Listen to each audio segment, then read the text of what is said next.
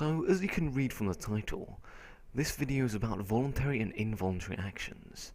Now, before we get in, you'll please have to excuse my terrible spelling throughout this video. Voluntary and involuntary actions by Aristotle. Voluntary and involuntary actions by Aristotle, written in the Nicomachean Ethics. There's also a picture of Aristotle here, however I'm going to take it off because I think my drawing is better. So, what are voluntary and involuntary actions? If you're unsure, don't worry, because I will easily explain it with my example with Sally and John. So, that's Sally being drawn right there. And, she likes to volunteer at the old folks' home every Wednesday for her community action. And Sally is a good person because of this. And there's the old folks' home that she volunteers at. Now at this old folks' home, there's a particular old man who loves to live in his van. This old man is called John. Now John is quite different from everyone else. He's really stuck in his old ways, and he always begins sentences with "back in my day." So this guy can be quite intimidating. To Sally. And you'll recognise John throughout this video with his notorious blue hat that he never takes off. One day when she is round there, an old man called John drops his walking stick. There you can see John, and he's dropped his walking stick. Oh no, John has dropped his walking stick. Whatever shall we do? Luckily for John, Sally is a really nice person and picks up the walking stick and gives it back to John. This is a voluntary action, which is morally good. So once again, a voluntary action is an action in the origin with the agent knowing what they are doing. This means that actions that come from vice and virtue are voluntary because it is our actions and our emotional responses that form our character. So there's John again.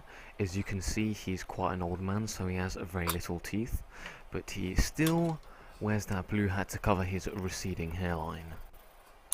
As you can see by John's worn antique walking stick, you can say that he certainly loves his walking.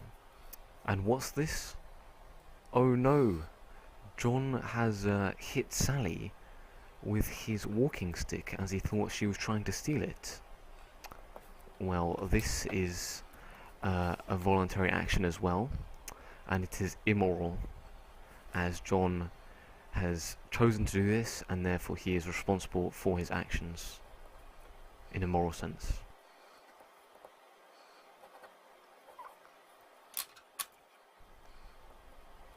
When Sally sees John's stick coming towards her, she flinches, then hits old man John back. This would be known as an involuntary action, as Sally acted out of compulsion, and she couldn't control herself when she flinched.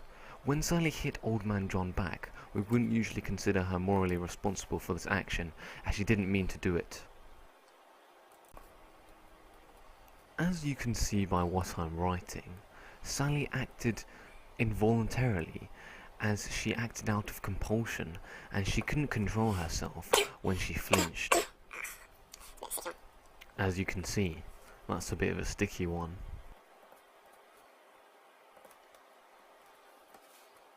Upon leaving the old folks' home, Sally accidentally made a mistake. Sally accidentally took the wrong person's coat. When Sally went outside, she accidentally picked up the wrong person's coat on the coat hanger. She didn't mean to do this and then quickly returned it and got her own coat.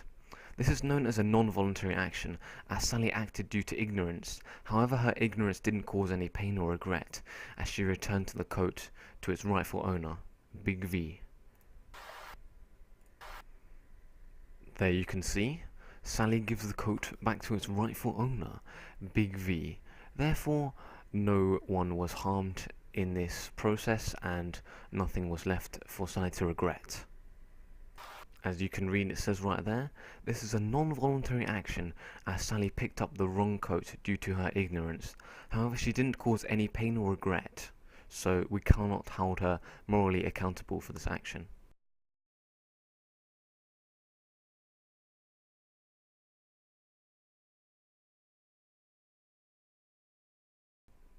Thank you for watching my video on voluntary and involuntary actions. I hope you learned something new.